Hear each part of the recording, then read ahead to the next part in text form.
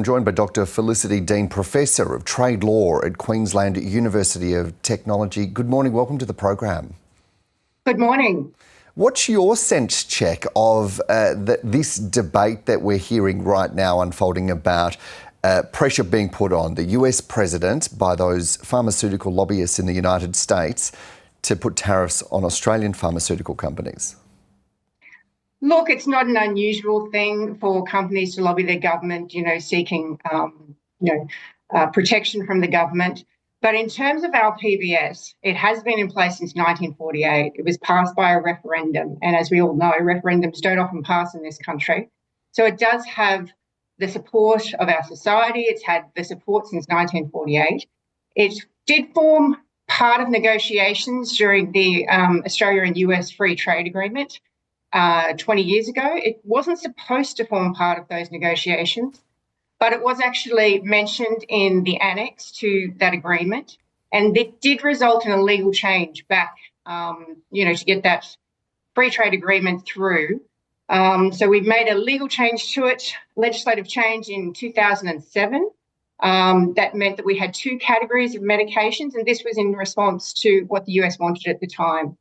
It's certainly not egregious. It does apply to all medications coming into this country, and it's something that we all support as a society. And this is not the first time this has come up, is it? There have been other instances where those lobbyists have been trying to put pressure. What might be different now is that Donald Trump has much more of an interest in tariffs than we've seen from any other US president.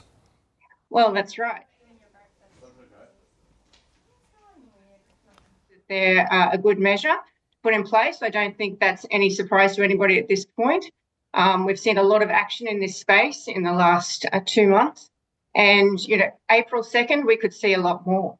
And why is it, you just got cut off at the start of that response, I'm sorry, why is it that those companies in the US want to put this pressure on Australia? Is it about their profit margins, or is there something else driving this? Well, potentially. Whenever medications are entering the Australian market, they do have to negotiate with the government. This doesn't mean that we as consumers necessarily pay that price, because it is subsidised by the government as well. As we all know, we do have quite a good medical benefits scheme in Australia, and we do all pay for it as taxpayers. So it is subsidised. There is that negotiation. They're suggesting that they could potentially put up prices more if they didn't have to have that negotiated price with the government. And I guess that they're suggesting that, new medications should be able to charge whatever they like.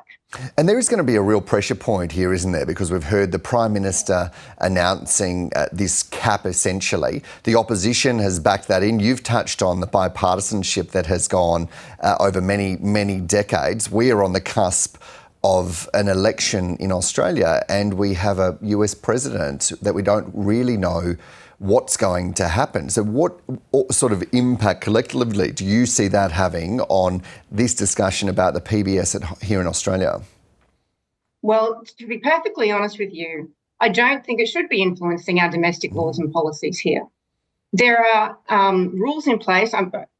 Full disclosure, I'm a legal academic and I believe in fair trade rules. It's one of my areas of research, and I think that they're important. And there are processes that we've had in place since the end of World War II when it comes to fair trade. We have both the World Trade Organization agreements, we've got this free trade agreement with the United States, and there are processes that you are supposed to follow.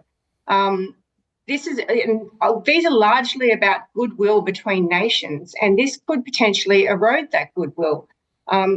There's processes that can be followed for breaches of those agreements, and I think that we should show that we are a nation that plays by the rules, and we expect others to do so.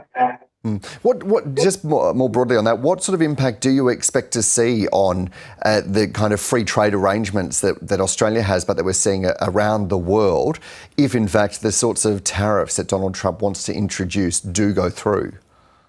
Well, it could be drastic.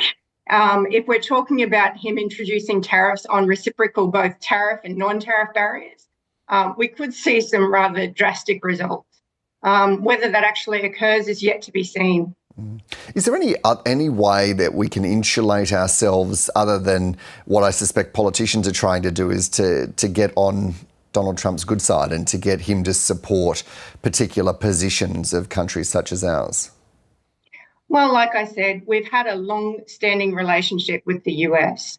Trade negotiations, trade agreements are largely based on goodwill, and this is eroding a lot of it. We do have processes we have to follow if there are breaches of our existing agreements, and I think that we should follow those.